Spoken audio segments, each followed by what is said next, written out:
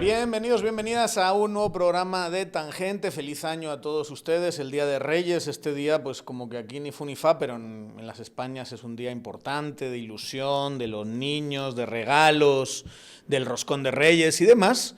Empezamos el año, ya saben, antes de pasar a hablar con el invitado, analista, protagonista del día de hoy que tenemos.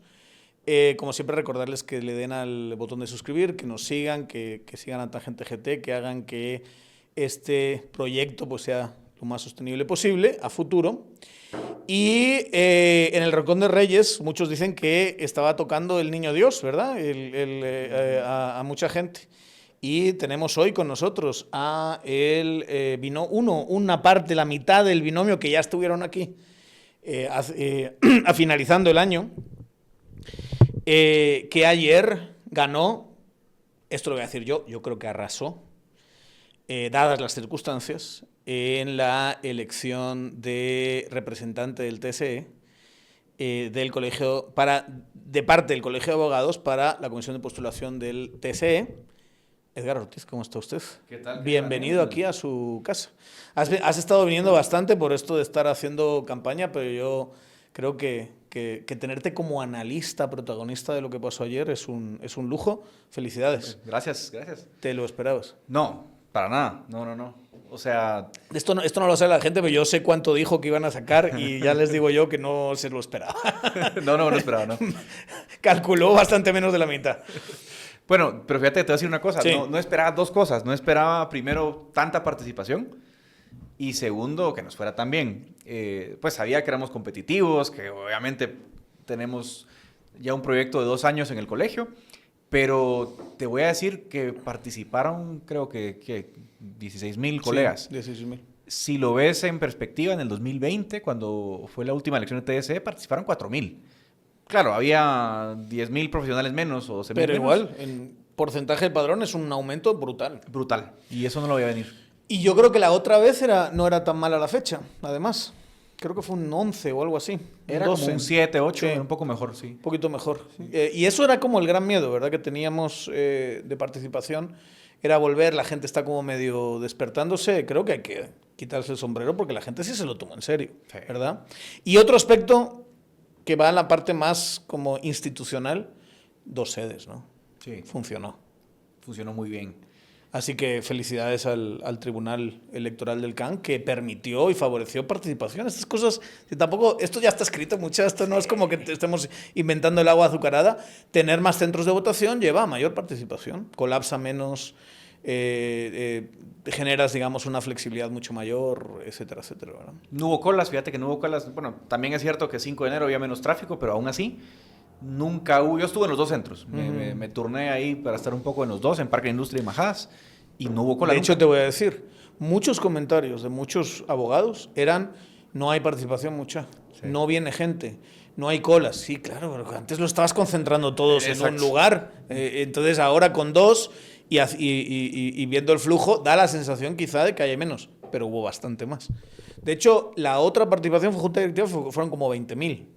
19,000. Pues sí. Eso no es tanta la diferencia. No. Y las condiciones y circunstancias de esta son bastante peores, diría yo. Sí, mucho peores porque venís del fin de año. Es el primer lunes hábil del año. Mucha gente creo que está... O sea, por ejemplo, te digo, la mayoría de bufetes grandes, por ejemplo, empezaban a trabajar el lunes. Los en el estado empezaban a trabajar lunes. O sea, no estabas todavía enchufado en el año, que era un poco lo que pensábamos. Y sí que 16,000 me parece una brutalidad y te dice mucho también de cómo está la temperatura del país. Eso es lo que te iba a decir. O sea, sientes... Y ayer hablaste con... ¿Qué? Cientos de personas, me imagino. O sea, te pasaste todo el día en los 2 centros de votación y me puedo imaginar que te llegan a hablar y hablar un montón de gente.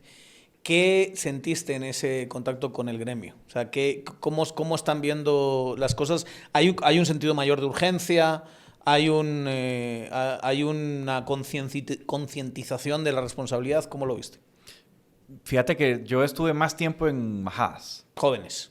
Ahí están muchos jóvenes, porque 25,000 uno para arriba. Entonces, había muchos más jóvenes en Majadas que en Parque de la Industria. Ya no soy joven. Tampoco soy viejo. Pero es distinto. O sea, el parque de industria Ya es mediana estás, edad, ¿no? Ya estás cascado. Hombre. Bueno, si Ya. las canas ya me están... ¿Cuál es el tuyo? 21.700. Bueno, pues tú eres de parque Sí, de la industria, ya. manito. Ahí estábamos. Dice, ya. jóvenes y viejos. ¿Y Viejos. tú dónde votas? ¿Dónde los viejos? Los Mano, viejos, bueno. aplícate el cuento, tío. Si usted es leak y ha ido y va a ir a votar, algunos leaks, no todos, por supuesto, se echan su traguito después, ¿no? Con moderación, por supuesto, con agua, con alimento. Si usted va a hacer eso, además de hacerlo con moderación, con agua y con alimentos, tómese una pastillita de Party Smart. Con esa pastillita va a cuidar su hígado, va a protegerlo, va a procesar mucho mejor el alcohol y va a generar un beneficio a largo plazo de salud y a corto plazo de bienestar. No va a notar al día siguiente las incomodidades que tiene esto de beber un par de copitas con moderación y con responsabilidad. Ya saben que lo pueden encontrar en supermercados, Super24, farmacias, una cajita de Party Smart, van teniendo 2 o 3 pastillitas encima, tómenlo como algo que hacen normalmente y les va a ir muy bien. Aquí siempre en Tangente recomendamos Party Smart. Bueno, fíjate vos que en los jóvenes, 2 cosas interesantes. Primero, mucha gente que votaba por primera vez y que te iba a hablar, ¿no? No. Mire, primera vez que voto. Pero también otro fenómeno. Gente, a ver, joven, pero no tan joven, que me decía, una persona me dijo, en 17 años nunca he votado en el colegio, hasta hoy. Ese comentario lo escuché muchas veces, más que en otras ocasiones. Muchos te decían, eso era un cambio, esto no puede seguir así. O sea, había como unas ganas de cambio generalizadas, te diría yo. Y sobre todo, yo creo que en la juventud se miraba más. O sea, yo lo vi en los 2 centros, pero te diría que en Majadas había mucha más, eran muchos más vocales los jóvenes en cuanto al tema. Pero también, te digo, me sorprendió mucho gente no tan joven que ha estado 20 años, 25 años colegiado y que decía, hoy vine por vez primera, ni sabía cómo votar. Y eso te dice también mucho, ¿no? ¿Qué esperas para el martes? Martes 13, mala fecha. Martes 13 de mala 1. Mira, yo creo que hay una parte buena y es que como ya estás entrando en el año, creo que los ojos y la atención van a estar más cerca de la elección. Sí. Eso creo que es importante. Así que yo creo que tenemos unas buenas sensaciones. Va a ser difícil porque yo creo que esto es el sistema contra nosotros y creo que eso es importante que la gente lo entienda. Es una elección, yo diría, existencial. ¿Verdad? En cierto sentido. El porcentaje de voto fue del 37%, lo que Sí. sacaron aproximadamente, ¿no? Sí. Me estabas comentando antes. Claro, si sumas los votos de la 2 y la 3, ¿no? Pobrecillos, sí. Pero bueno, los sumas. Y los de la 1 y la 5, estás hablando de que ustedes sacaron 6, pero los otros sacaron 10, sí. ¿Verdad?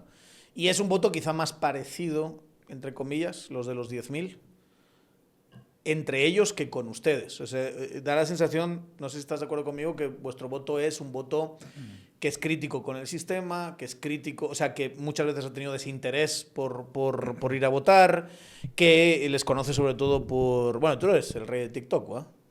O Instagram, o Facebook. Yo soy más tiktokero TikTok. Ahora ya me volví tiktokero, sí. O sea, pero la gente te menciona TikTok o te menciona otra red social. No. Es TikTok. 100% TikTok. Es sí. TikTok. Entonces, tienes, claro, yo no he visto un TikTok de tus competidores, ni uno solo. Y si lo han hecho, ha sido así como, bueno, aquí compañeros, estamos votando, no sé qué, ¿verdad? Es un poquito eso. Entonces, bueno, lo que nos está diciendo, por lo menos los 16.000, es que hay 6.000 movilizados así. Yo sé que hay matices en todo esto, pero fundamentalmente el núcleo duro es la movilización que ustedes hacen en el tipo de campaña de aire y los 10.000 que se movilizan de ese lado. ¿Qué posibilidades le ves al hecho de que haya como una gran coalición de esa clase de movilizaciones contra ustedes? Sí. A ver, yo creo que algo va a haber. O sea, algo de... Ellos son estructuras de tierra, ¿no? Son como, bueno, como las elecciones generales. Y como las elecciones generales no es tan fácil de sumar los votos y decir esto va a pasar en segunda vuelta, porque si no hubiese arrasado Sandra Torres contra Bernardo Arévalo, por ponerte un ejemplo, ¿verdad? Y ojalá sea igual. Fíjate que yo lo que veo es que va a haber muchos recursos, creo yo, de la estructura tradicional para que la 5 esté, bueno, compitiendo, ¿no? Yo no creo que el votante de la 1 automáticamente se vaya a la 5. Digamos, son parecidos en sentido de que son estructuras tradicionales, disciplinadas, territoriales, etcétera. Pero yo sí creo que hay una diferencia, no sé si ideológica es la palabra, pero sí conceptual, ¿no? De cómo ellos entienden el proceso. Creo que la 1 y la 5 no congenian en general. Entonces yo no veo un votante de la 1 moviéndose automáticamente a la 5. Creo que es un votante que o no va a votar, que es lo que ha pasado en otras elecciones donde ellos no están en segunda vuelta.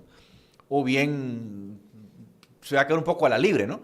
Entonces, eso nos da una oportunidad a nosotros de capturar un voto que está indeciso, que va a ver la elección, no, te digo, no se va a mover automáticamente a las 5. Que quizá, no sé si estás de acuerdo conmigo, pero la planilla 1 representa como esa versión más tradicional pero institucionalista de Gálvez.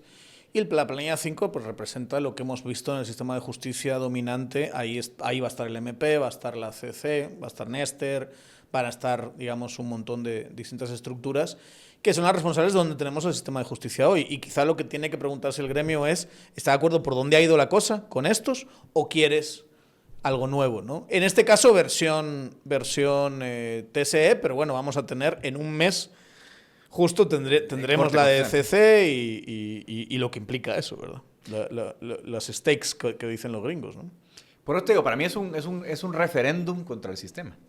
Y así veo yo la segunda vuelta. La primera vuelta tiene más matices, ¿no? O sea, sí era una competencia de, digamos, el voto pro democracia, pro Estado de Derecho, que representamos nosotros, creo yo. O sea, lo digo... No así subido, digo en serio, lo hemos demostrado con hechos, ¿no? Con las peleas que tenemos. Puedes estar de acuerdo o no con nosotros, pero hay una agenda en esa dirección. Ahora, la segunda vuelta ya es más acotado, creo yo, ya es un referéndum contra el sistema. ¿Vas a votar por el sistema o por un cambio? Y creo que esos van a ser los términos del debate, y por eso te digo que mucha gente también de otras planillas, o gente que no votó, creo que así lo entiende. La planilla 5 es una... amalgama de personajes que están cerca del Ministerio Público. Que por cierto, mucha de esa amalgama ya han dicho que van a ir separados en un mes. Sí. O sea, hoy están asociados en la 5, pero Néstor Vázquez va a proponer su candidatura, Maynor Moto va a proponer su candidatura, Ajín va Armando Ajín, ¿verdad? Va a ser suplente de Moto, creo, sí. Va a ir con Moto, va. Sí. Entonces, de ahí pueden salir como 3-4 candidaturas de un mismo bloque, ¿verdad? Entonces, también no es como que sean un bloque muy unido y muy consistente como sí, yo creo que han demostrado ser ustedes, ¿no? Sí, sí. Que si lo ves, y lo estaba comentando en un chat ayer, en la primera sacan 3.000, que es la de CSJ de 2024. En la primera vuelta de Junta Directiva sacan 5.000 y ayer sacaron 6.000, digamos. O sea, van aumentando y van creciendo esa coalición, si se quiere, como pues reformista, que cuestiona el sistema y que quiere algo un poquito distinto. Sí, ha crecido. Yo creo que al final tenés o sea, yo creo que uno de las grandes lecciones de los resultados de ayer es que hemos crecido también en los departamentos. Al principio... éramos muy fuertes en Guate y muy débiles en los departamentos, y yo creo que el crecimiento más grande ha sido en los departamentos, porque porcentualmente Guate más o menos siempre nos daba un 45-50% del apoyo. En cada mesa, sí. En cada mesa, ¿no? Lo interesante ahora fue ver que ganamos varios departamentos. Ganamos Xela, Huehuetenango. No teníamos fiscal en Huehuetenango, Dani. No teníamos fiscal y ganamos en Huehuetenango. Eso no lo esperábamos, por ejemplo. A pesar de que obviamente hemos viajado y hemos hecho más redes en el interior, no tenemos los recursos para trabajar como trabajan otras planillas, y a pesar de eso, los departamentos fue una sorpresa muy grata, y creo que también te habla de cómo se está dando a conocer, porque al final no deja de ser el Colegio de Abogados como es un gremio, al final tú dirás son 47,000 agremiados, es poca gente. Es muy poca en el agregado es muy poca gente. Muy poco. Entonces también juega mucho la confianza. Aunque yo te vea en TikTok, si no te conozco en persona o no he hablado contigo, tal vez no voto por ti. Entonces ahora que ya tenemos un poco de tiempo en el ruedo, vas viendo que la gente bueno, sí, son consistentes, van por aquí. Y que la mayor parte, igual que la mayor parte de guatemaltecos, la mayor parte de abogados, pues son gente normal que hace su trabajo, que no está metido en líos, y que lo que quiere pues es una relación con la gente del gremio, ¿no? Y que son, en general, gente bien intencionada. La mayoría. Y gente honrada y trabajadora, como es la mayor parte de gente de Guatemala. La mayoría. ¿Verdad? Lo que pasa es que es eso, ¿no? O sea, que al final, como es una relación de confianza, muchos abogados acaban votando por estructuras tradicionales porque las conocen, o sea, porque es la gente que ellos conocen en su lugar. Y otra cosa que es bien interesante, Dani, bueno, como habilitamos un canal de WhatsApp, yo me la pasé platicando con mucha gente. Y algo que también pasa es que hay mucho temor a las represalias por apoyarnos, por ejemplo. Te lo decían abiertamente la gente, mire, yo soy de Huehuetenango, soy de Xela, soy de San Marcos. Yo les preguntaba, ¿pueden ser fiscales nuestros? Porque no tenemos fiscales. Muchos fiscales los conseguimos así, voluntarios en redes. Y me decían, no, si me ven a mí con la planilla 4, pierdo mi trabajo. Claro. O sea, eso también juega. ¿A vos? Pierdo O sea, mi trabajo, o en el juzgado no me hacen caso. Empieza el gremio o la gente que controla en ciertos lugares el gremio, que ya sabemos quiénes son, digamos, el famosas redes de ASPA, por ponerte un ejemplo, tomarían ciertas represalias, ¿verdad? Sí. A veces la vida nos habla bajito, nos pide una pausa, un respiro, un momento para entender lo que estamos sintiendo. En Interlunio creen que sanar comienza cuando nos damos ese espacio, cuando miramos la historia que llevamos dentro y la reconocemos con compasión. En el Instituto Interlunio aspiran a ser un lugar para comprender, integrar y transformar.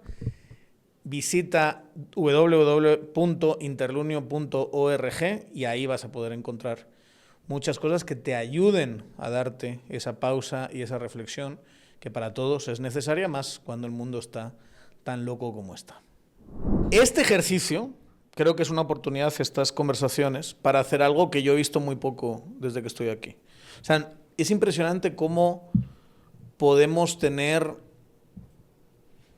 magistrados de la CC, representantes de comisiones postuladoras y en algunos casos, o la gente que está detrás, y en algunos casos ni sabes cómo es su voz, ¿verdad? Y apenas lo identificas antes, ¿verdad? Ahora es mucho más fácil por redes sociales, pero antes no identificabas a la gente.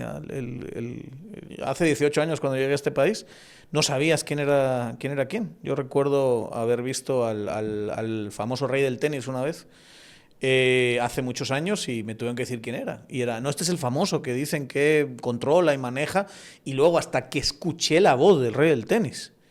Pasó muchísimo tiempo, digamos. Entonces, estos ejercicios a los que las redes tradicionales no están acostumbradas, a sentarse, a hablar, a discutir, creo que son una buena forma también de conocer a la persona y en este caso al candidato, en este caso a ti.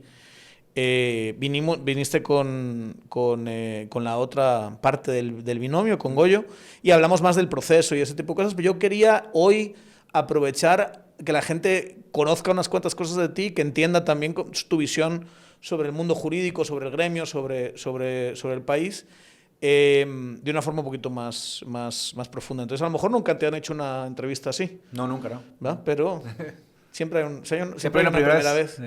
Hay una cosa que yo siento que, en principio, quizá por ciertos prejuicios, la gente no va a saber de ti. Y es algo que los que te conocimos en la UFM, en la Marroquín, sí sabemos. Por tu apodo, sí, ¿verdad? Sí. ¿Cuál era tu apodo en la Marroquín? Cobán. ¿Y por qué era tu apodo en la Marroquín? Porque eres cobanero. Porque soy cobanero, sí. Y yo les digo, estoy convencido que la mayor parte de gente que te saluda o te ve, se cree que eres de la zona 15 o que eres capitalino 100%, y encima capitalino medio fresa, ¿verdad? Sí, encima sí. Pero en realidad eres cobanero, y tu identidad en la Marro era el de Cobán. Totalmente, sí. O sea, eso, de hecho, iba con un... Esto no sé si decir esto, pero esto es una incidencia. Sí. Iba con un amigo, siempre, y al otro le llamaban falso Cobán. Sí, bueno, confundían, entonces hacían el Cobán y el falso Cobán. El Cobán y el falso Cobán.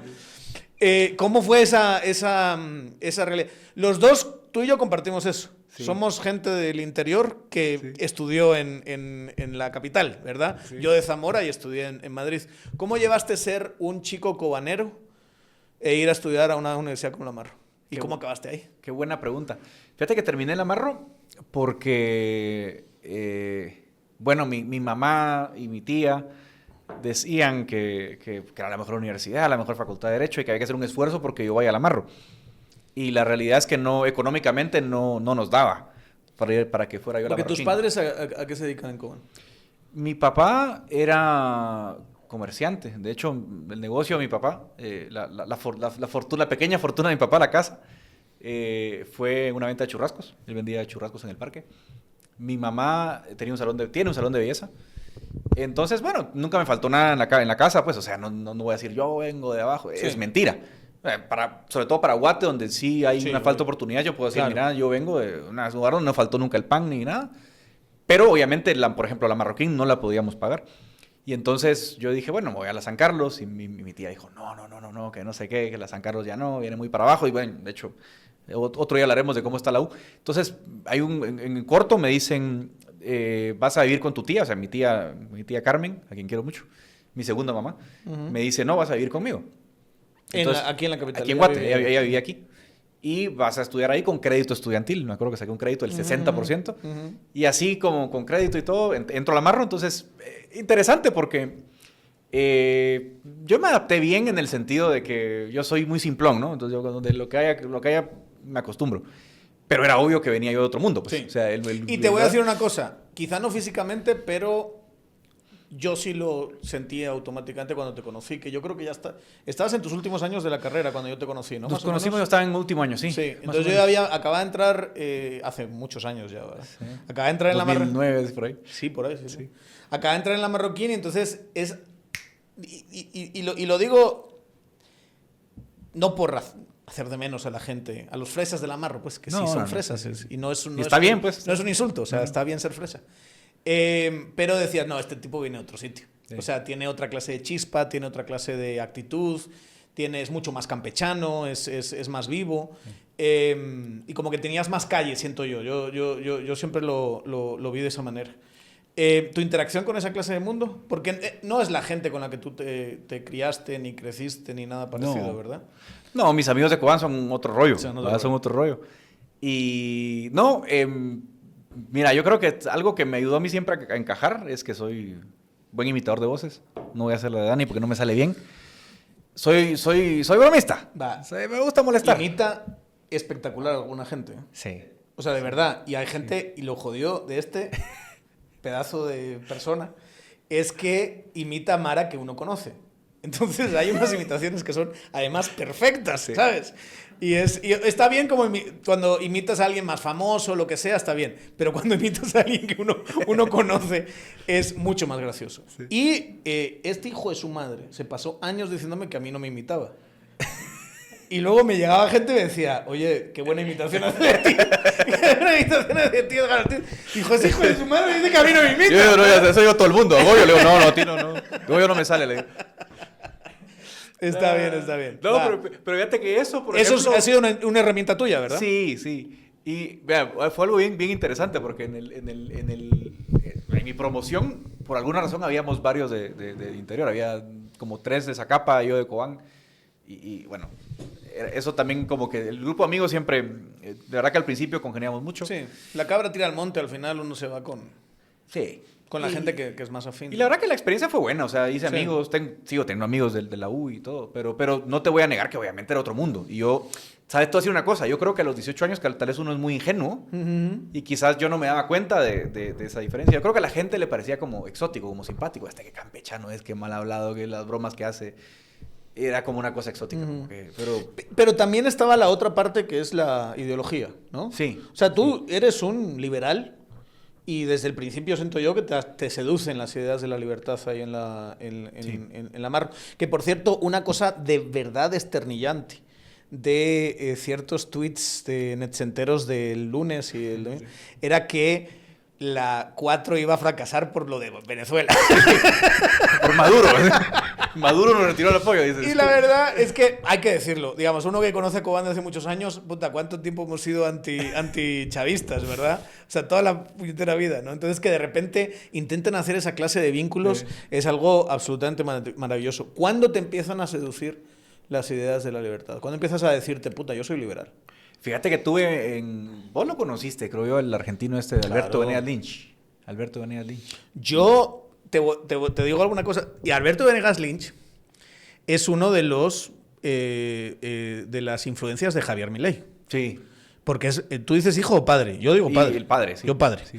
Yo a él fui uno... En la Marro te tocaba, sobre todo cuando eras patojo y demás, te tocaba agarrar el carro y llevar y ser el chofer, ¿verdad? Y me tocó un viaje de él ser su chofer. Y hablamos un montón y me propuso en su momento... Lo hablamos informalmente, digamos que me dirigiese la tesis, que tenía algunas ideas de hacer tesis doctorales, eso quedó en nada. Y no creo que ahora tuviésemos muchas ganas de trabajar juntos, ¿verdad? Pero sí, un liberal famosísimo, Sí. famosísimo en Latinoamérica. Entonces, fíjate que yo me acuerdo que, bueno, una cuestión, yo cuando entré a la carrera, yo tuve una duda de último momento. O sea, yo hasta el último día no sabía si anotarme en economía o en derecho. Y por alguna razón del destino, a última hora dije, no, voy a derecho. Y nos dan, en la Marro te meten en economía todo el tiempo. Y él me da una clase de economía y digo yo, creo que me equivoqué. ¿Sí? Y era porque era muy riguroso. El tipo te mandaba a leer de todo. Tipo estricto. Bueno, reprobó a todos. Conceptualmente exigente, vamos a decirlo así. Súper exigente. Nos aprobó a 3, creo yo, y un rollo. Ahí dije, estas ideas me gustan, me metí mucho al rollo. Y llegué a ser muy, muy activo, ¿no? De hecho, vos te acordás que yo fui voluntario. Esto es una cosa súper... Ahora que me dicen de izquierda, yo digo, yo estaba con el buzo ahí aún. Sí, cabal. Yo que iba con el buzo ahí de gira. Ver ese discurso de este tipo de izquierdas, dices, no saben nada estos hijos de su madre, es un delirio esto. Cuando el buzo yo propuso... Bueno, te movías muy bien por el mundo liberal, incluso internacional, ¿verdad? Todavía. Sí. Todavía, sí. Pero todavía conocía al Muso, me pareció un tipo... Fíjate, te voy a decir una cosa. Qué gran líder, Muso. Qué gran líder. Sí. Y te digo una cosa, yo creo que al Muso le daría vergüenza ver la intolerancia de mucha gente hoy, ¿no? Que se dice liberal o de derecha. Sí. Porque con el Muso yo me acuerdo de haber tenido conversaciones, éramos jóvenes, éramos un grupo de jóvenes y tal. Y me acuerdo Muso más de una vez decir, tienes razón. Y hacía un señor que tiene una carrera consolidada. Sí, que era una figura muy dominante en la Marro, además. Y siendo un tipo de 25 años, tiene razón usted. Eso me requiere un ejercicio de humildad muy... Para mí eso es ser liberal. O sea, la apertura, el debate de ideas. Entonces, yo bajo esa concepción me consideré siempre, y me considero un liberal. Creo que el mundo ha cambiado, obviamente, desde el 2006 para hoy.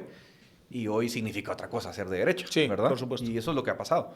Pero nosotros no hemos cambiado. Yo creo que ha cambiado el mundo, ha cambiado el lenguaje, ¿no? Has cambiado un poquito, ¿no? Sí, claro. O sea, hay una evolución en tu pensamiento. Totalmente. Yo te recuerdo mucho también muy pegado al juez Rojas. Sí. Un tipo randiano, ¿verdad? Sí. Brillante. Hay que decirlo. Pero creo que, no sé si esa línea es injusto decir que la abandonaste un poquito. La de, vamos a decirlo así, un liberalismo un poquito más puro, ¿no? Randiano nunca fui, aunque yo le mando un abrazo. Es que Randiano, ¿quién es? Fabuloso. Él es el único Randiano que yo he respetado en mi vida, perdón. Yo igual, al juez Rojas le tengo total. un respeto, una admiración y un cariño grande, porque el juez Rojas, te diría yo, nunca se lo he dicho, creo yo, pero gracias a él yo salgo un poco de como del... Un juez, un jurista, además. Un juez argentino. Yo gracias a él le debo haber salido del provincianismo académico, diría yo, porque aquí éramos como muy cerrados y tal, y él, me acuerdo que era un riguroso y te mandaba a freír patatas, mano, o sea, decías una mulada y te decía, no, me regaló un libro, decía, léete esto. O sea, esa era su respuesta, ¿no? Aquí está un libro de Rudolf von Jhering, anda, lee un poquito y luego hablamos, y eso yo se lo agradeceré toda la vida. Obviamente no. Yo me considero una persona moderada, ¿verdad? Y eso creo que ha sido más por el... Creo que influye, ya que viste la pregunta de dónde vengo, influye un poco tu bagaje. ¿De dónde venís vos? O sea, ¿de dónde creciste? ¿En qué estrato económico creciste? ¿Con qué gente te rodeaste? ¿Qué mundo viviste? Y obviamente creo que sí, el capitalismo es un gran sistema económico y tal. Obviamente sí. Pero obviamente uno se modera y dice, bueno, sí, pero hay que construir Estado, hay que construir instituciones. Y siendo abogado en este país donde no hay instituciones... para mí como la evolución lógica en el tiempo fue volverme un institucionalista y empezar a estudiar las instituciones y decir, bueno, los países exitosos son países que tienen instituciones modernas y nosotros somos completamente lo opuesto, ¿no? Si aquí el experto en eso sos vos. Pero eso creo que me volvió una persona más académicamente institucionalista, o sea, alguien que estudia las instituciones, más que un ideólogo, por ejemplo, de agenda económica o esas cosas, ¿no? Que no son mi tema. Y te voy a decir, y yo siempre digo, yo en la Marro fui feliz, yo jamás voy a hablar mal de la Marro, ¿verdad? Pero la combinación, para ser completamente honestos, de venir de ficha de Guatemala, digamos, con la ideología liberal, digamos, porque no, muchos de los que están en la Marro no necesariamente están asumiendo la ideología de la Marro. Tú y yo, lo que hemos dado clase ahí mucho, lo sabemos, ¿verdad? Los mismos estudiantes de ese origen te cuestionan a veces lo que se les dice, que está muy bien, obviamente, para eso está en una universidad, y lo combinas con creértelo y estar muy encerrado en la Marro. Y eso es un oasis que dices tú, es que entras en la Marro, aquellos jardines y la biblioteca, que es para enamorarse de esa biblioteca. Y los conversatorios fantásticos, la discusión, que a mí es lo que me fascinaba de la Marro, ¿verdad?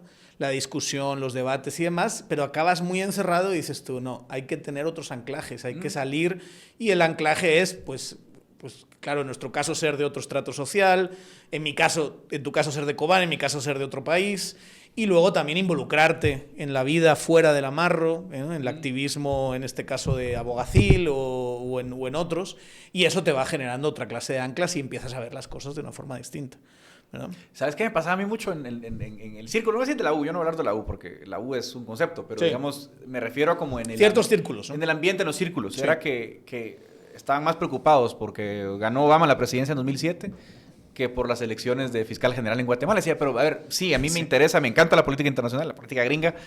Cuando traemos aquí a Soria es una nerdada, todos hablando del... Sí, obviamente te interesa, pero también te interesa lo que está pasando en tu patio, en tu casa.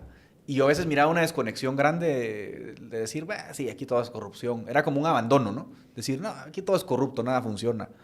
Y yo decía, no, o sea, yo si voy a vivir en este país y crecer en este país, yo quiero que aquí las cosas estén bien. Entonces también esa vinculación con tu círculo, con tu país, con tu realidad social, a veces era un poco como, en los círculos como secundaria. O sea, yo no creo que fuera mala fe. Sí. Simplemente una desconexión que decías, a mí qué me importa, no me interesa, estoy en mi trabajo, y yo no era así. O sea, a mí siempre me interesó mejorar esto. Claro.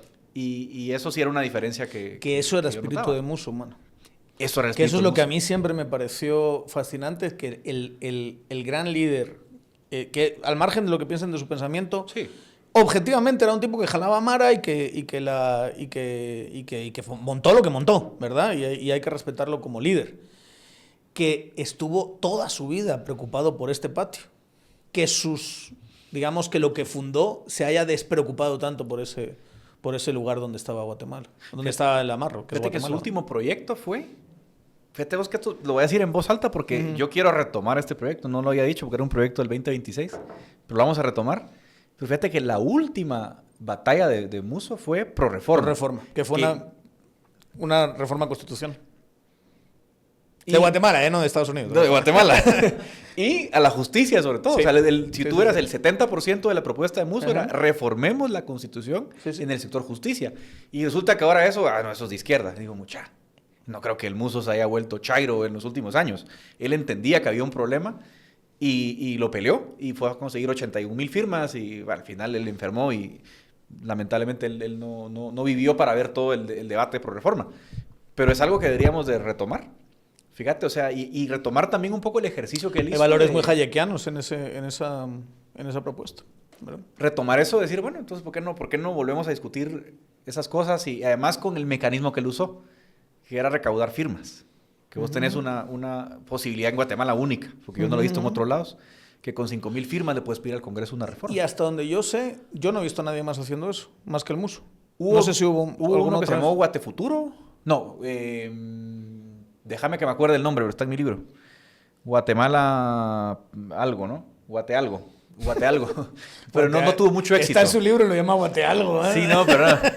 Ando un poco desvelado de la campaña. Sí. Pero sí, hubo otro intento, pero no prosperó. Y sí consiguió una cantidad muy importante de firmas. 80,000 firmas. Imagínate, y lo podías hacer con 5,000. Sí. ¿En qué momento se jodió el Perú? Dirían aquellos. ¿En qué momento se jodió el sistema de justicia? Tú que lo has visto, digamos, desde quizá esos pinitos, porque te voy a decir una cosa. El sistema de justicia que le preocupaba al Musso no es el de ahora. Era un chiste. 16 años después, Musso creo que muere en 2010, ¿verdad? 2010, sí. 16 años después, está mucho peor. ¿Qué pasó? Yo creo que un poco lo que él vio era que la descomposición era progresiva. O sea, tú tenías un mal diseño. De hecho, a mí el afiche que más me gustó de ProReforma, no sé si vos te acordás, era un carrito viejo. Era un carrito sin llantas, creo. Uh-huh. Y decía, cada 4 años insistimos en cambiar el piloto cuando lo que no funciona es el vehículo. Uh-huh. Y era obvio, o sea, bueno, es una perogrullada, pues, pero el asunto es que vos sabías que el sistema estaba ya colapsado en el 2009. Y es una cosa, perdón, el paréntesis que yo digo siempre, se habla mucho y se ataca mucho este gobierno y lo que hace y los inútiles que son. Este gobierno es un piloto en un carro que no funciona. Sí. Y ahí hasta Verstappen, o como puñetas se llame, va a parecer un imbécil en un carro que no funciona. Y va a ser un inútil. Entonces, claro que tienes que atender cómo funciona el carro antes de preocuparte hacia dónde vas. Y para mí ese es bueno, no estamos hablando de eso, pues, pero de hecho ese es el error grande de este presidente, no entrar a decir, bueno... Vamos a reformar. Reformemos, ¿no? Entonces decir, bueno, tratemos de manejar el carro, empujémoslo, bueno. Y eso ya estaba claro. Yo creo que lo que pasó fue que el diseño defectuoso de la Constitución te estaba llevando a una deriva que yo creo que Musso la vio. Entre otras personas, no fue el único. O sea, así es, también tenía una propuesta en 2011, con otro mecanismo no fue con firmas, pero fue también una propuesta, ¿te acuerdas que así es? La Landívar y la San Carlos presentan al Congreso en 2011. O sea, tenías mucha gente hablando del tema y era obvio que cuando vos tenías el sistema de comisiones de postulación donde vos cambias 200 jueces por quinquenio en las escalas de apelaciones, donde se te montaron las redes del Colegio de Abogados, que hoy estamos, por las que hoy estamos luchando por desarticular, en esfuerzos titánicos, pero que no son sostenibles en el tiempo, quizás. Ya la gente decía, mucha esto, si sigue el curso normal, lo lógico es que lleguemos a la mercantilización total de la justicia, que es un poco lo que tenés hoy. A mí, ¿sabes qué me dio? Entre otros comentarios, te hablé de los jóvenes con los que conversé en los centros de votación, pero fue muy interesante también hablar con abogados de 75 años. Y uno de ellos me dijo algo bien triste. Yo no litigo, Lic. Sí, claro. ¿Y por qué? Aquí ya no es la ley, me dijo. O sea, ya no se trata ya no es una discusión legal. O sea, cuando vos oís eso y no te deprimís siendo abogado, no tenés vocación. Claro, porque todavía conocí una época que seguro que no era ideal, pero donde todavía importaba lo que decías y la argumentación y demás.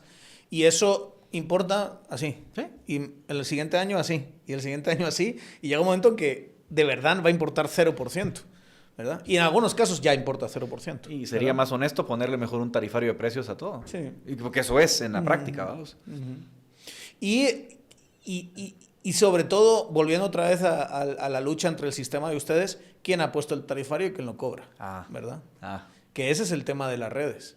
Y los que meten, y lo hablamos, ¿no? Yo creo que tuvo pegue toda esa descripción de los convivios y demás en redes, funcionó bastante bien. Pero ese es cuando tú ves a un tipo que está metiendo cientos de miles de quetzales en una campaña para sacar uno 500 votos, el otro 4.000, el otro 200, pobrecito, no sé cuánto metió, pero lo que sea que sacó no le fue muy bien. Está sacándolo porque lo consigue de otro lado, ¿verdad? Porque alguien, digamos, se está beneficiando de todo eso. Y eso yo creo que es el gran cuestionamiento. O sea, todo esto, ¿quién lo paga? Todos esos viandas, ¿quién las paga? El reparto de comida, ¿quién los paga? Los convivios, los regalos, las Biblias, los códigos con tu nombre, o sea, todo eso, ¿quién lo paga? Las canastas, vamos, porque daban canastas. Y digamos, ahí es parte de, yo estoy invirtiendo aquí porque lo voy a sacar de este lado y estoy invirtiendo aquí 100 porque voy a sacar, ¿cuánto? Millones, ¿verdad? Aquí somos capitalistas. Vos sabes que nadie invierte 100 para sacar 50. Claro. Invertí 100 para sacar 200, 500, 1000. Pero mi pregunta es sobre todo, yo creo que son terribles los retornos de inversión. O sea, en uno normal, un negocio normal, sacas el 12, 15% y dices, maravilloso. Estos negocios, si le pegas bien, sacas el 500, 800, 1000% a todo esto, ¿verdad? Lo bueno es que los cambios sociales llevan a que no sea tan fácil y no se traduzca inversión automáticamente con beneficio, ¿verdad? Sí. Ahora, lo interesante es que, por ejemplo, todo ese como andamiaje mercantil, digamos, comercial, esos mercantes de la justicia, han encontrado como único refugio, porque obviamente vos no puedes ir a decir, buena, señor, vote por mí porque yo le voy a vender una sentencia. O sea, eso no funciona así, tengo que decirte algo, ¿no? Tengo que vender una idea de que esto es legítimo. Entonces, obviamente, el único refugio que han encontrado es que los otros son de izquierda y ellos son los salvadores de los valores, la familia y tal. Y eso, obviamente, no es creíble. Y eso es un poco lo que creo yo que les está pasando, ¿no? Que el modelo de ellos está en crisis. Obviamente tienen una base leal a la que pueden someter y decirle, si no votas vas a perder tu trabajo, yo te conseguí tu empleo en el juzgado, yo te conseguí tu empleo en la MUNI, si no votas te vas, eso ahí están los votos.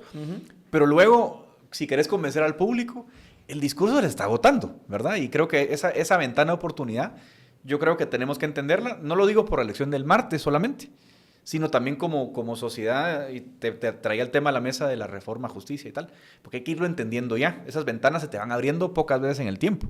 Y hoy yo creo que la elección nuestra, nosotros somos como los, ¿cómo te dijera yo? Los que canalizan una demanda de cambio más grande. O sea, nosotros esto es mucho más grande que Goyo, que Edgar, que Unidad por la Justicia, que Unidad por la Democracia. O sea, esto es un hartazgo con eso porque el timo es evidente. No, vos, aquellos son chairos y yo voy a preservar la justicia, pero en el camino te vendo resoluciones. Lo que tienes que entender, y lo que tiene que entender la gente es que en este sistema de precios y en ese tarifario hay algunos que tienen como derecho de pernada, o sea, hay algunos que son los que primero pagan, vamos a decirlo así. O sea, no es para todos tampoco, es como, tú pagas por la justicia, pero le pagas a estos, que son con los que yo trabajo. Eso lo dice el que lo controla. Y a eso es lo que frustra a un montón de gente que está fuera, ¿verdad? Y que quiere hacer trabajo y no es capaz de hacerlo. Esa es hemos hablado y acabaste, creo yo, en un gran sitio que es la parte de la reforma de la justicia y en los primeros años de 2010, digamos, de los 10, ¿se diría? Sí. Los años 10. La década del 10, sí. La década del 10 al 20. Estabas todavía en la Marro, pero hay un momento en el que cambias de trabajo, ¿verdad? Y te vas a trabajar a la Fundación Libertad y Desarrollo, que es la fundación, y por eso van a ver todos los memes de Dionisio abrazado a él y cosas así. ¿Cómo acabas ahí y cómo es trabajar en la fundación? Buena pregunta. Yo termino en la fundación porque en 2018... bueno, obviamente yo conocía a Dionisio, pues, o sea, ¿quién no lo conoce, no? Sabía quién era y lo había visto alguna vez. Pero él estaba con la idea de que la Fundación Libertad y Desarrollo tenía que tener un rol más activo y tal. Y entonces me acuerdo que ellos organizan un evento en 2018 y en una segunda parte del evento hay un panel de gente joven. Bueno, en ese momento sí era joven, hace 10 años. 8 años. Te digo, a mí esta gente... Hay alguno por ahí conocido que dice, los jóvenes, se le ve si ya el pelo se le ha caído y tal. Y hay que empezar a aplicarse el cuento, ¿verdad? Sí. No, ya estás casado, ya es otra cosa. Sí. No, en esa época sí era joven. Y en ese evento... ¿Sabes lo que les pasa a gente como tú? Perdón que te diga. Sí. No tienes hijos. Sí. Entonces, el que te hace sentir viejo de verdad es el hijo, ¿verdad? Ya. Yo cuando mi hija... ya está empezando a ir a fiestecitas de estas de adolescentes, digo, no, es que soy un señor acabado, de hecho, ¿verdad? O sea, todavía podía salir un poquito cuando eran unos bebés, pero ahora ya no. Ya cuando te está hablando alguien, te voltea los ojos como tú se los volteas a tus padres, dices, no, se acabó. Sí. Tú todavía tienes un poquito de margen, ¿verdad? Pero ya no tanto. Ya cada vez menos. ¿Cuál es la influencia que Dionisio tiene en lo que haces fuera de la fundación? Porque es una cosa que sale constantemente en tu figura, ¿no? Es el camperito, es el Dionisio. A mí sí me molesta que me metan ahí, a mí también en el... Me molesta porque yo llevo 6 años sin hablar con el señor. O sea, de verdad, no le dirijo la palabra desde hace 6 años ya, ¿verdad? Pero bueno, lo tienes ahí como vinculado ya. Una vez camperito, por siempre camperito. Y eso pasa mucho, y te voy a decir una cosa, no sé si esto es bueno o malo, digamos, hablando de Dionisio, pero Dionisio tiene una figura muy, incluso casi mitológica en algunos aspectos, ¿no? Este hombre todopoderoso, con mucho dinero, que está detrás y que se mete, como estuvo tantísimos años en televisión, siendo un personaje público, hablando, sigue todavía, aunque habla más de temas de Latinoamérica, ¿verdad? Pero sigue todavía teniendo una voz pública importante. La gente asume que está detrás de cada movimiento casi del país, olvídate de lo que hace Edgar. Y tú trabajas en esa fundación haciendo investigaciones. ¿Qué haces, por cierto, en la fundación, solo para que la gente... Investigación jurídica. Yo soy encargado del área jurídica, me toca a mí ver todo lo que hace Congreso, Cortes, todo ese monitoreo. Escribo un blog todos los viernes, un poco como resumiendo los temas más relevantes, digamos, entre otras cosas, más los informes que hago para la fundación.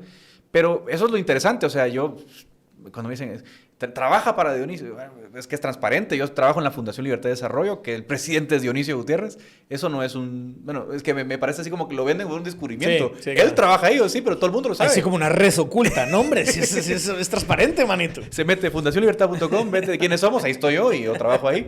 Ahora, lo curioso es, como bien dijiste, o sea, Dionisio en su vida, pues muchos años creo que tuvo un rol activo en la política nacional. Desde 2021 él toma una decisión de dedicarse a América Latina y pasa mucho tiempo fuera. Tiene sus redes en España, en Estados Unidos, en Sudamérica. Él está como en una agenda latinoamericana.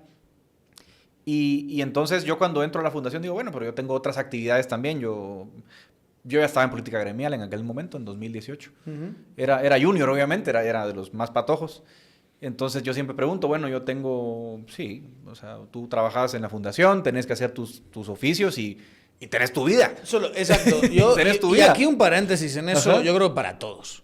Sí. O sea, una cosa es que obviamente hay redes y hay intereses, hay intercambios y la gente tiene todo el derecho a cuestionar. Pero hay un punto donde en este país, cuando alguien te da trabajo, hay una noción de que casi es dueño tuyo. Claro. Y la puta realidad es que no. Esto es un intercambio, manito. Yo doy esto y recibo esto, ¿verdad? Sí. Y luego yo hago este trabajo, que son 8 horas al día o lo que sea, ¿verdad? Ese es el acuerdo que pueda tener con tu empleador, que sea flexible o no, el número de horas, da igual. Y yo entrego estos productos y entrego este resultado de ese trabajo. Y de ahí mi vida es mía. Claro.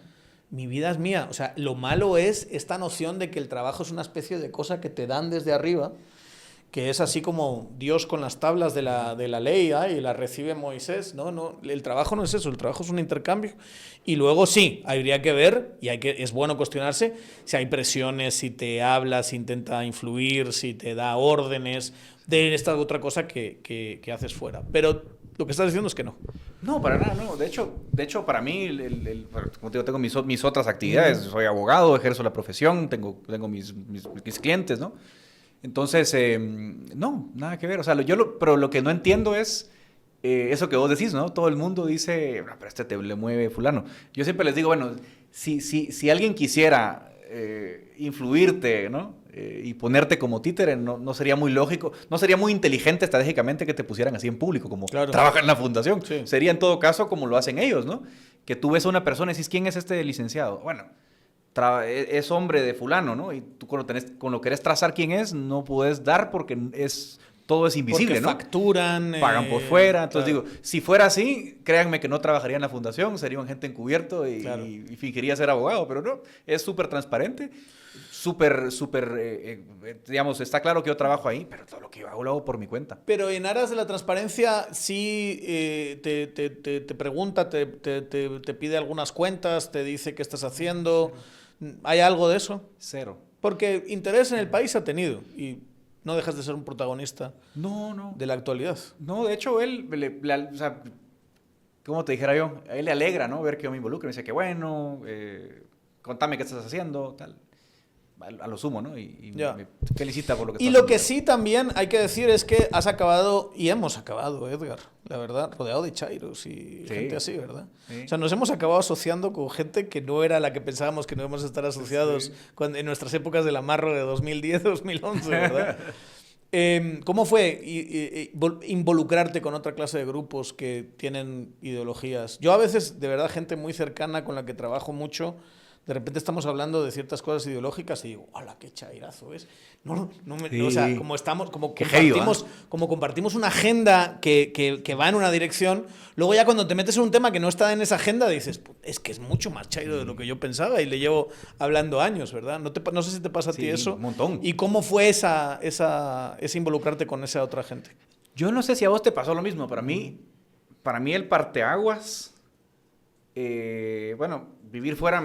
Fue una experiencia interesante. La primera vez que viví fuera, en España.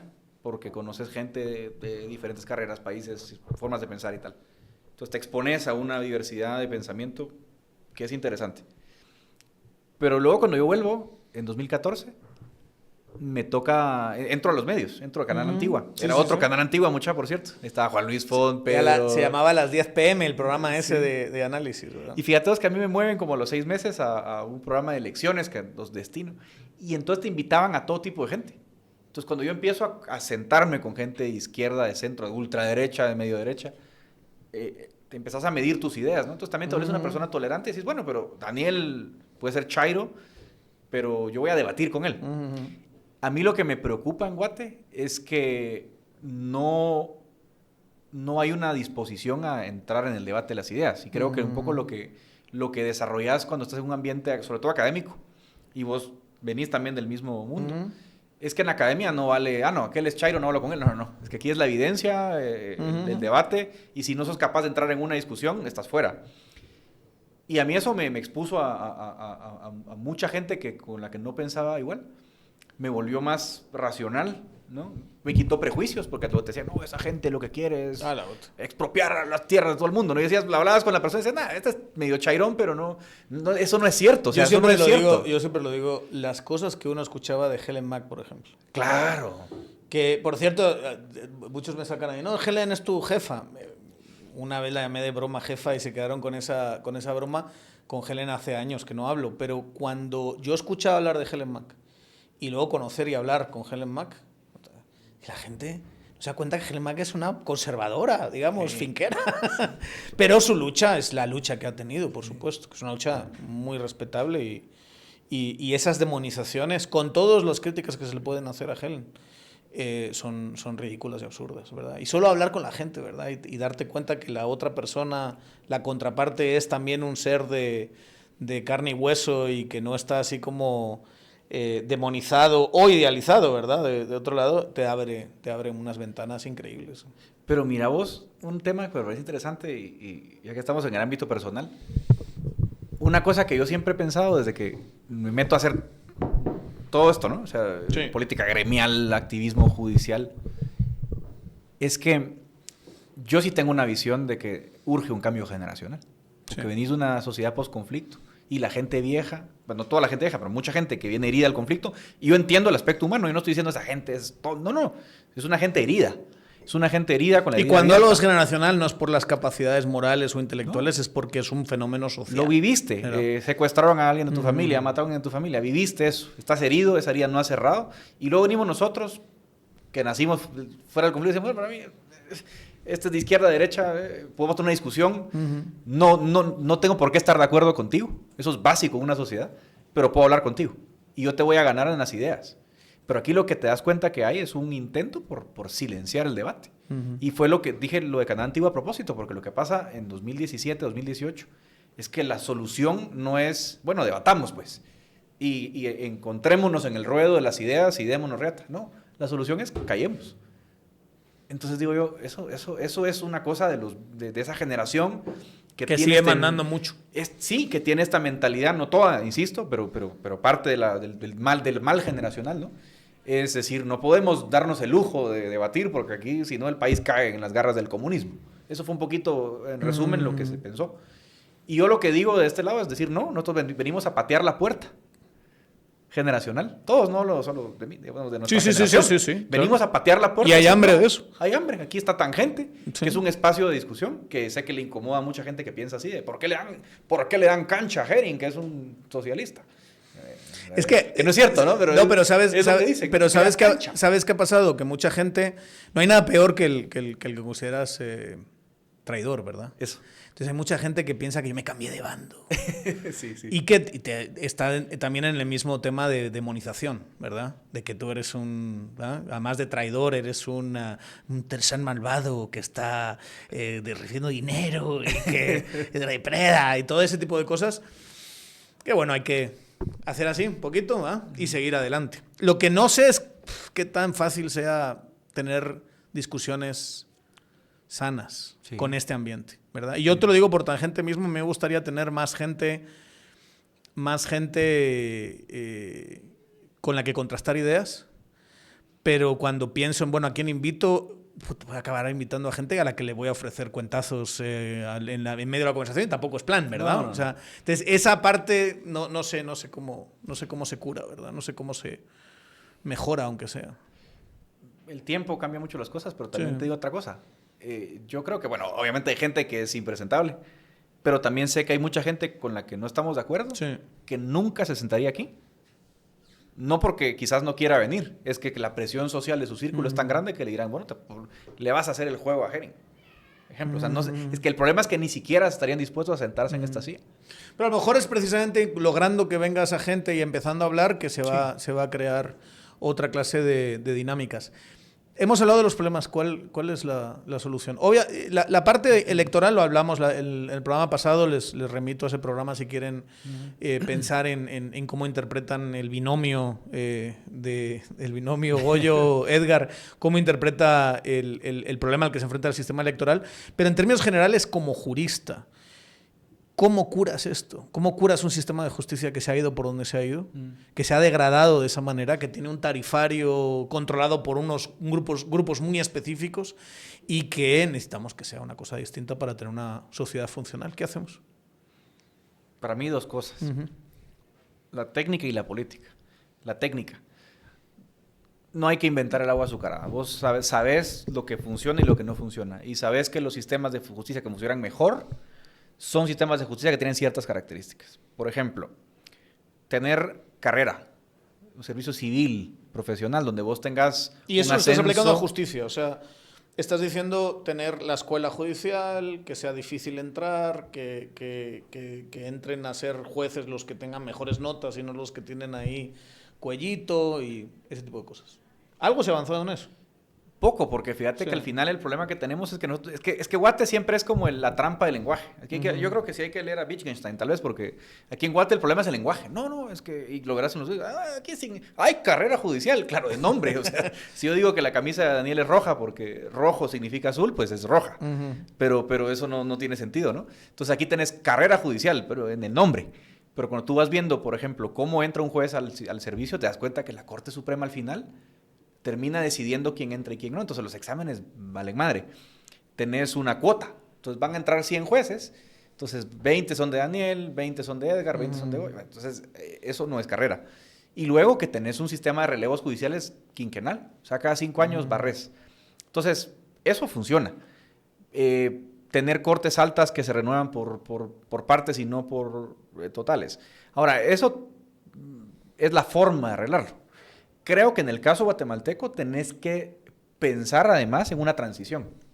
Yo soy amigo de una reforma constitucional concreta que te cambia las teclas que te permitan tener un servicio, una carrera judicial de verdad, pero yo sí incluiría una disposición transitoria, que en un plazo de 2 o 3 años depuras al 100% los jueces, a todos, y recontratás, porque el sistema de justicia está tan destruido que si vos no haces una purga total, no lo reconstruís. Y cuando digo purga total, no digo que no haya buenos jueces, al contrario. Dado que tenés buenos jueces... que están así, abandonados en el sistema, marginados completamente. Esos jueces estarían felices de hacer una si oposición. Te dicen, hagamos una oposición, pues. Sí. O sea, te aseguro que yo, que soy buen juez... le voy a ganar a un patojo que acaba de terminar la carrera, digamos. Y llevo apelaciones. Sí. Y los corruptos ellos se van a ir. Entonces yo creo que ahí viene la parte política. ¿Qué nos falta? Yo creo que nos falta construir una masa crítica social que apoye un cambio de este tipo. Que lamentablemente por las condiciones de Guatemala, yo creo, no puede ser adentro de los partidos políticos, porque no hay. O sea, de nuevo, hay partidos políticos en el nombre, ¿no? Pero partidos políticos con base, con movimiento social, prácticamente no hay. Entonces nos va a tocar encontrar un fast track para construir un movimiento social que empuje esa idea y que obligue a la clase política a responder. La clase política endógenamente nunca lo va a hacer. Entonces, por eso te digo, lo técnico es fácil de entender, pero yo sí sigo pensando, y lo he estado pensando en los últimos 6 meses, que sí hay que comenzar a construir un movimiento cívico que articule y que empuje esa propuesta en algún momento. ¿Qué me dices de la forma en la que se interpretan las leyes, la técnica jurídica? Hemos hablado mucho de ciertos males del formalismo guatemalteco, ¿verdad? O sea, donde consigo que haya una coma aquí y hago que esa coma y esa palabra se convierta en casi cualquier cosa, ¿verdad? ¿Cómo curas una forma de interpretar la ley que viene desde las facultades y que no necesariamente está en última instancia conectada con este sistema de impunidad que estamos describiendo, pero también hay una cuestión formativa, cultural importante allí? Digamos, tú que has estudiado corrientes jurídicas, que eres muy consciente de la interpretación más continental europea, de la anglosajona, gringa y ese tipo de cosas, ¿cómo hacemos para abordar eso en el mundo jurídico? Qué buena pregunta. Yo creo que no hay una respuesta fácil. Y yo creo que si te di la respuesta corta antes, ¿verdad? Si te di la respuesta larga, que no me voy a dar, digamos, te diría, por lo menos si pensaras en una justicia funcional, es cierto que si vos vieras los ingredientes, como fue una receta, tendrías jueces correctos y abogados correctos. Y universidades o facultades de derecho correctas. Si no tenés la combinación, no funciona. Pues tenés buenos jueces y malos abogados y tenés un problema. Por ejemplo, ¿cómo la gente, estas son conversaciones a mí pérdida de tiempo, ¿cómo limitamos el amparo? El problema no es limitar el amparo. El problema es que si vos tuvieras un cuerpo de abogados que sancionara al abogado que digamos, de forma frívola está metiendo recursos, no tendrías que pensar en cómo hacemos una ley. Hay unos amparos que son, Dios de mi corazón hermoso. ¿Por qué no hay riqueza? Claro. Un amparo para conseguir riqueza, no. ¿Verdad? Vos te acordás, pongamos a un ejemplo porque no son abogados, la mayoría que nos ven. Giuliani, el exalcalde de Nueva York.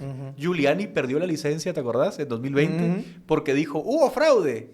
Y viene el tribunal y dice, bueno, saque las pruebas. Venga. Aquí hay un video de un fulano con unas cajas. Y le dice, mano, eso no es una prueba. Sí. ¿Qué prueba tiene? Bueno, unos testimonios de saber quién. Sí. Y entonces el tribunal le dice, perdóneme, pero usted hizo al sistema de justicia perder tiempo. Usted va con una queja formal y la barra abogado le dijo, mano, fuera. Y eso es descolegiarte, digamos. Esa es la solución. Cuando vos dices, ¿por qué? Esa es la solución con los abogados. Con los jueces, obviamente tener gente mejor, como ya lo explicamos. Pero luego también, si no es como limitar la denuncia, ¿verdad? Es una estupidez. O sea, la denuncia no puede ser limitada. O sea, faltaba más. Digamos, que sea lo más amplia posible, pero que sean asumidas por el sistema y procesadas. Y lo que sí es que te toca... O sea, cuando yo a los abogados, el sistema disciplinario de abogados lo tenés que rescatar. Y luego hay otro tema importante y es...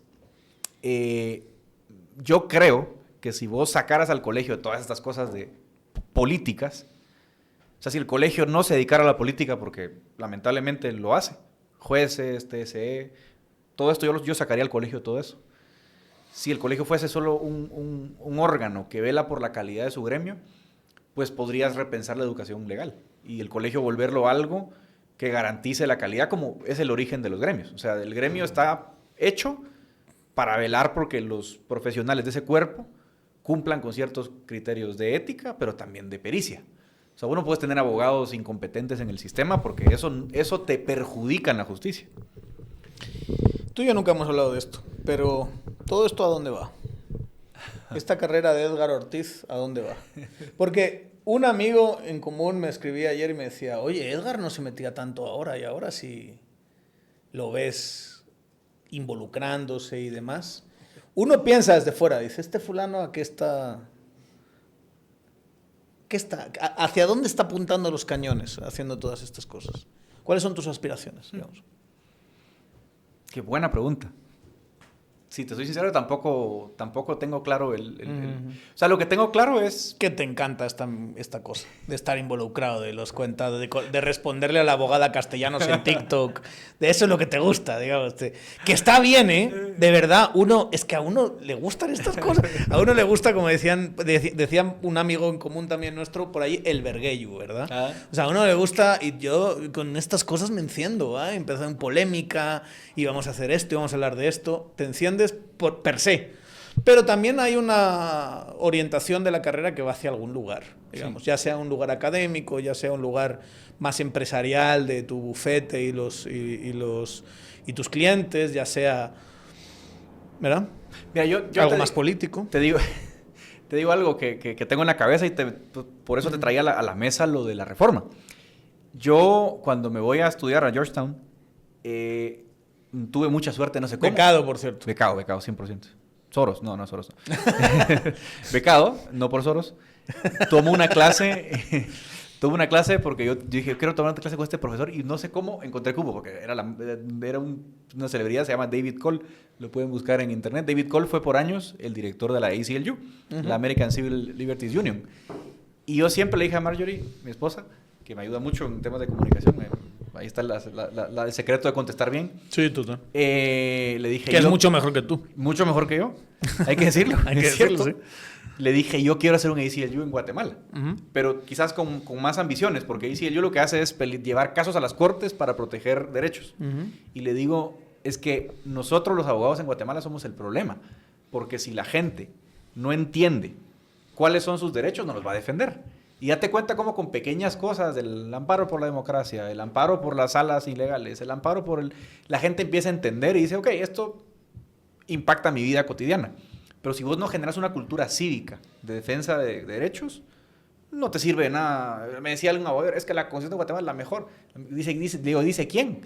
Tal vez las mejores aspiraciones, y aún así es debatible. A mí no me sirve de nada tener un documento que diga que tengo derecho a 1000 cosas si no tengo derecho a ni una. Si no me respetan ni la presunción de inocencia, ni me dan información pública. Entonces dije, yo quiero hacer algo así. Pero luego dije, la justicia no sirve, entonces tenés que acompañarlo con otro tipo de activismo que sea más prospectivo y que te diga, mira, vamos a reconstruir, porque lo que yo veo en Guate es que en algún momento, en 2015 para acá, te diste cuenta que el hambre de cambio se quedó en eso. Y que cuando tú quieres dar el siguiente paso de, ok, tenemos hambre, ¿ahora qué hacemos?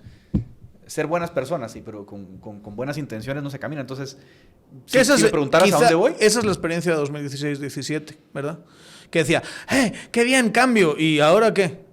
¿Y las reformas? ¿Y las agendas? ¿Dónde están? ¿Y sabes cuál es la segunda lección que yo saqué? Los cambios no pueden ser de arriba para abajo. Y si me preguntas a mí hacia dónde voy, hacia dónde yo veo, quiero empezar una iniciativa que empiece a generar esa defensa de derechos, esa defensa de cambio desde abajo. Y un poco la experiencia de estar en el gremio viendo a la gente, si la gente quiere, en los departamentos y tal, quiere tener una voz.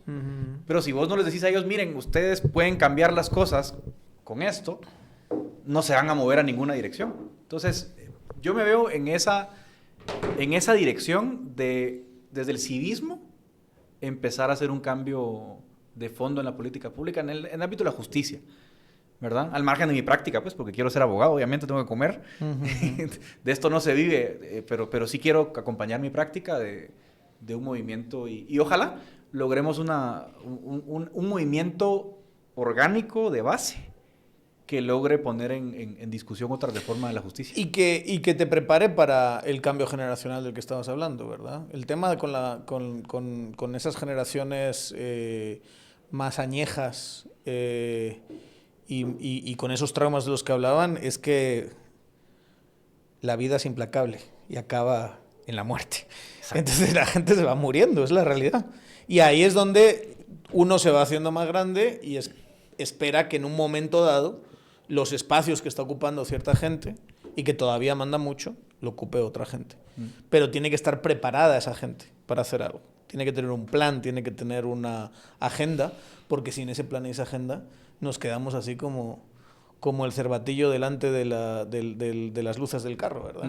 Y paralizados, que yo siento que sí, un poquito nos pasó eso en 2015. ¿Verdad? Un poquito nos pasó eso de que no había, y quizá a lo mejor a nosotros no nos correspondía tenerlo, ¿verdad? Porque jóvenes, no, sí. Tú más que yo, ¿verdad? Pero sí éramos jóvenes, éramos bastante jóvenes. Ahora quizás sí nos corresponde ser los que están preparados para eso, sí. ¿Verdad? Y en unos poquitos años seguramente más. ¿Cómo te has sentido? Bien. La verdad que nunca había hablado de... yo me siento súper raro, porque aparte yo soy tan leak, sí. que de pronto me siento así. Pero yo creo que está bien que la gente conozca, o sea, sí. Yo me sorprendía escuchando a la candidata de las 5, nunca había escuchado nada que había dicho. Y, por cierto, lenguaje leak incomprensible, ¿verdad? poquito despistada con las preguntas que le hacían y con respuestas que no hacían. Creo que se traicionó un poquito en ese proceso y dices, ¿cómo a alguien que no sabe articular lo que quiere, la agenda que tiene, lo que piensa del sistema, cómo cambiarlo, cómo vas a votar a alguien así? O sea, no puede ser que esa sea. Si vamos a darle, que esa es otra cosa, ¿verdad? Que lo hemos hablado muchas veces, cuestionar el poder que se le da al gremio de abogados, que es otro tema, es independiente de la participación. Pero si el gremio de abogados tiene la facultad de decidir quién va a ser una quinta parte del poder de la Corte de Constitucionalidad, yo digo que aquí hay que sentar a hablar a esa gente. Y a mí, hablando de ese proceso, yo quiero tener aquí al juez Gálvez, no el juez Gálvez, sino a Estuardo. El juez Gálvez es otro. Iba a decir el bueno. El muy admirable juez Gálvez, que hoy está exiliado. Pero yo quiero tener a Estuardo Gálvez, el rector. Yo quiero tener a Moto. Yo quiero tener a Gin, quiero tener a los candidatos que vayan saliendo y que nos digan qué quieren hacer con el sistema, qué piensan de lo que existe, si lo defienden o no lo defienden, si dicen, no, este sistema es lo mejor que hay en el mundo y que a veces hablas con leaks así, ¿verdad? Que casi te hablan como diciendo, no, si aquí tenemos el sistema de justicia más maravilloso del mundo. Bueno, dígaselo a todos estos que están pariendo enanos diciendo ese tipo de cosas y a lo mejor ahí yo creo que podemos tomar una mejor decisión. Y este ejercicio ha sido el primero de esta clase de entrevistas que yo quiero hacer, que queremos hacer aquí en Tangente, y te agradezco muchísimo. ¿Cómo ves el tema de la CC? CC. Sí. O sea, terminan el 13 y es justo un mes después que van a estar los abogados. Obviamente tú no tienes edad para presentarte y vas a estar, pues, Dios mediante. Ojalá, aquí no nos hemos ocultado nunca, creemos en la 4 y estamos apoyando a la 4, pero vas a estar con estas líderes del TC. Pero asumo que el grupo al que perteneces va a tener cierta movimiento, participación, etcétera, etcétera. ¿Cómo estás viendo esa elección? Más fragmentada, ¿verdad?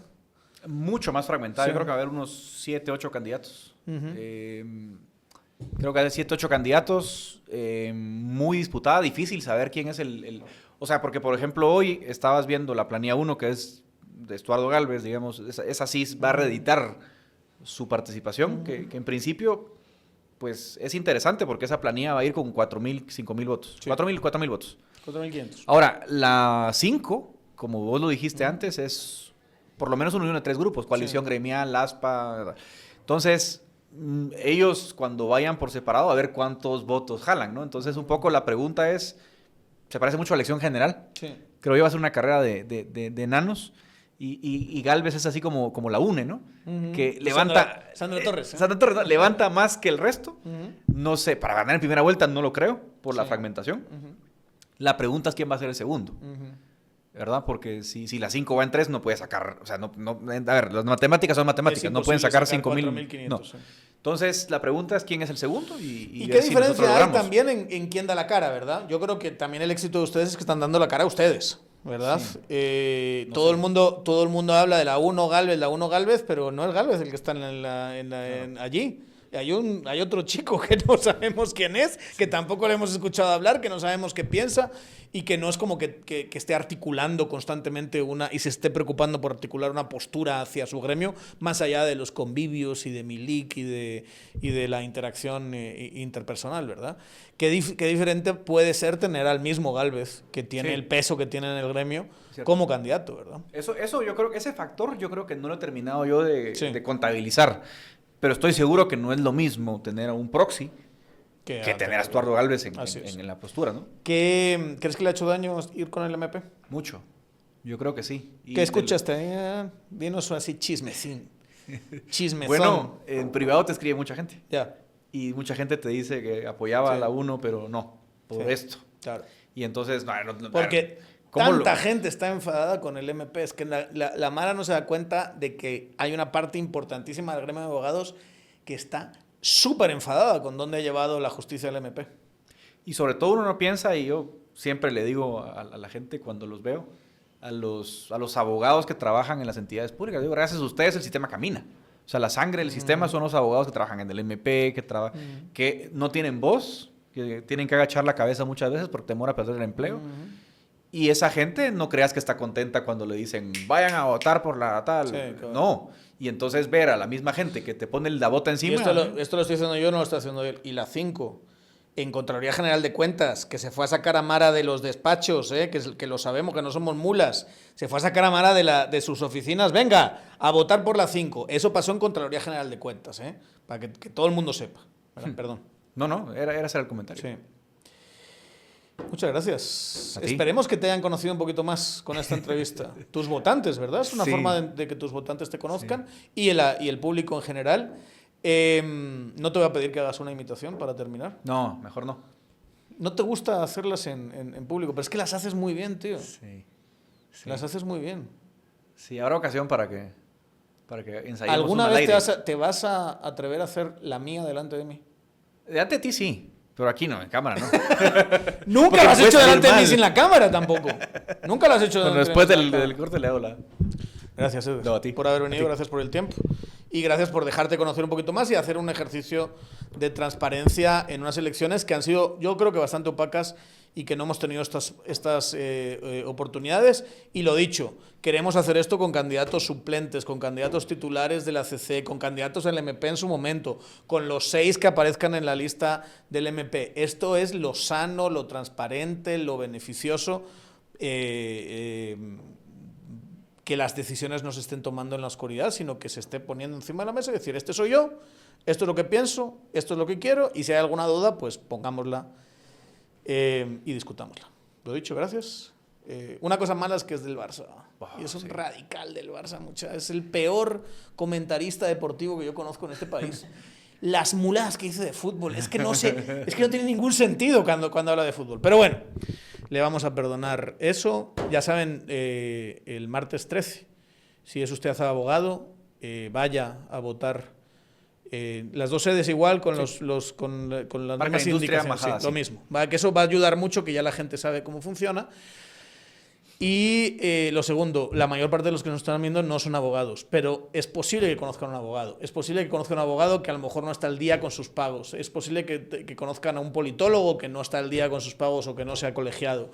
Es posible que podamos hacer algo cada uno de nosotros para llevar a la urna a gente que no ha ido a votar tradicionalmente, que no le ha importado y que participe y que sí haga un cambio frente a estructuras que lo que han hecho es llenarnos el país de impunidad, de corrupción y que han degradado tanto nuestro sistema de justicia que dan ganas de derruirlo y construir algo completamente nuevo. Pórtense bien, nos vemos en la siguiente aquí en Tangente.